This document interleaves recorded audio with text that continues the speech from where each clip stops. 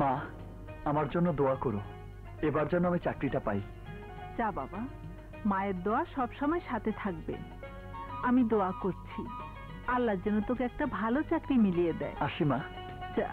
আসি রে, আমার জন্য দোয়া করিস বোন। আমি দোয়া করি ভাই, তুই যেন চাকরিটা পাস।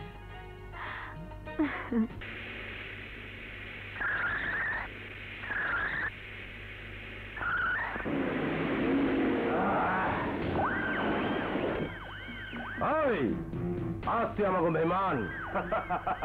প্রথমে তোর গাড়ি ভেঙে তেলে দেখামু, তারপর তোকে। এই থাম, তেলে কি দেখাবি? তার আগে আমি তো দেশ সবাইকে পুরো ছবিকেই দেখাবো।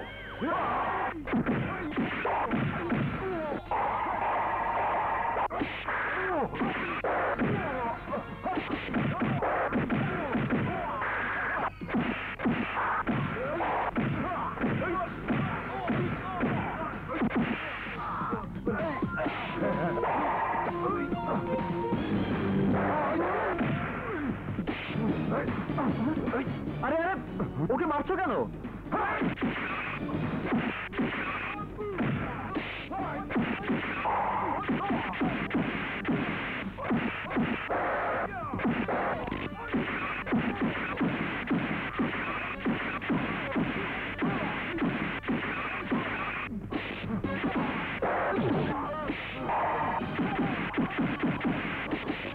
পাইছি ব্যাগ, আমি আর মারামারিতে নাই, চাইতে পারি।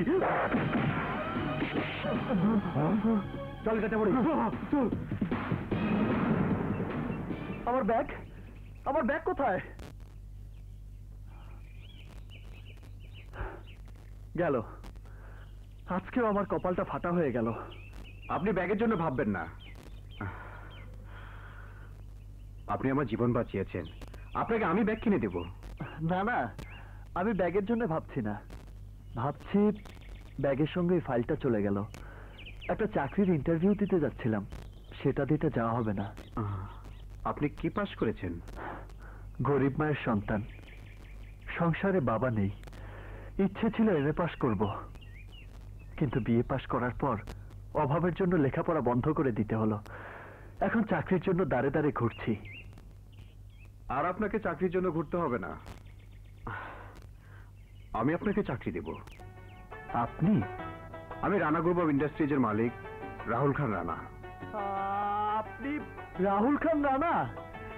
আপনার জন্য শুধু আমি রানা, আজ থেকে তুমি আমাকে রানা বলে ডাকবে। না মানে, কিন্তু কোনো কিন্তু নেই। তুমি আমার জীবন বাঁচিয়েছো, আর আজ থেকে তুমি আমার বন্ধু। অবশ্যই, তোমার মতো একজন ভালো বন্ধু যদি আমার থাকে, তাহলে আমার জীবনের সব দুঃখ দূর হয়ে যাবে। দুঃখ দূর হয়ে যাবে মানে? ও আচ্ছা, আজই তোমার দুঃখ দূর করে দিচ্ছি, তোমাকে আজই অ্যাপয়েন্টমেন্ট দিয়ে দিচ্ছি। চলো।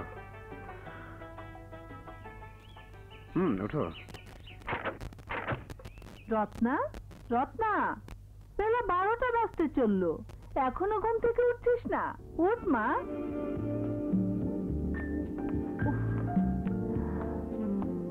উঠ মা, সকাল হয়ে গেছে, ওঠ। চাচি, আর একটু ঘুমোতে দাও। আর একটু ঘুমোতে দেখলে তোর ভাই এসে আমাকে বকবে। আমি তোর দিকে মোটেও খেয়াল রাখি না। এত বেলা পর্যন্ত ঘুমানো ঠিক না মা। কি করব বলো, এখানে আমার সময় কাটতে চায় না। ঘুম থেকে উঠে কোনো কাজ নেই, শুধু বই পড়া আর গান শোনা। আহা, একটু বেড়াতে গেলে তো পারিস। কত সুন্দর জায়গা, চারিদিকে গাছগাছালি, পাখির ডাক। সত্যি বলছো চাচি? হ্যাঁ, ঘরের মধ্যে বসে না থেকে চারিদিকটা ঘুরে বেড়ালেও তো পারিস। চারিদিকটা ঘুরে দেখ, মনটা একদম ভরে যাবে। থ্যাংক ইউ চাচি। আজ থেকে আমি খালি ঘুরবো আর ঘুরবো। রত্না!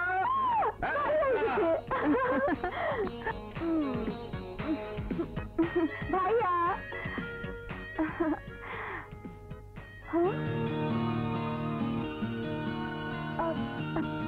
ভাইয়া। ও হ্যাঁ, তোর সাথে পরিচয় করে দিই, ওর নাম রাজু। রাজু, এ আমার একমাত্র ছোট বোন রত্না। জানিস রত্না, আজ রাস্তায় একদল গুন্ডা আমাকে মেরে ফেলতে চেয়েছিল। এই রাজু এসে আমার জীবনটা বাঁচিয়ে দিল। সত্যি বলছো ভাইয়া? হ্যাঁ, ও একটা কাজ খুঁজতে যাচ্ছিল। আমি বললাম, তোমার আর কাজ খোঁজা দরকার নেই, আমার এখানেই তোমার কাজ।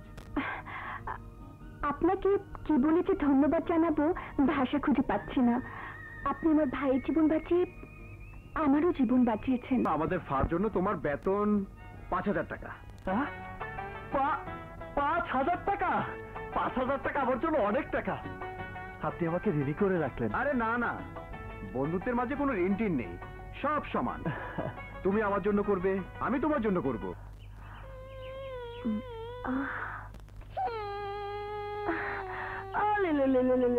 সোনা মানিক, আমার সোনা মানিক, বাবা কাঁদো না বাবা। এই তো আমি তোমাকে দুধ খাওয়াবো, আমি তোমাকে কলা খাওয়াবো। কাঁদো না বাবা, কাঁদো না মানিক সোনা আমার। ওরে বাবা, এই যে এদিকে দেখো বাবা। কান্দিস না মিতু, আয় আমি তোর খাওয়ান দিতাছি, আয়।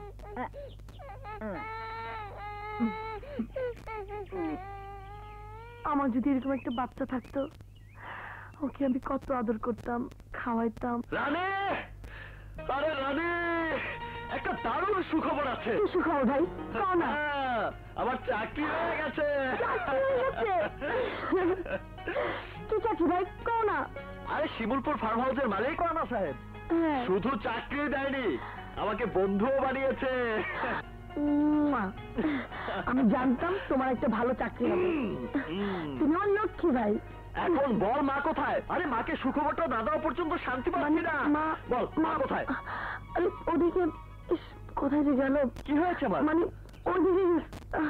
এই, এসব কি বলছিস? বল মা কোথায়? মা কাজে যাচ্ছে। কাজ? কি কাজ? আয় রানী। মা ইঞ্জিনিয়ার কাজ করে।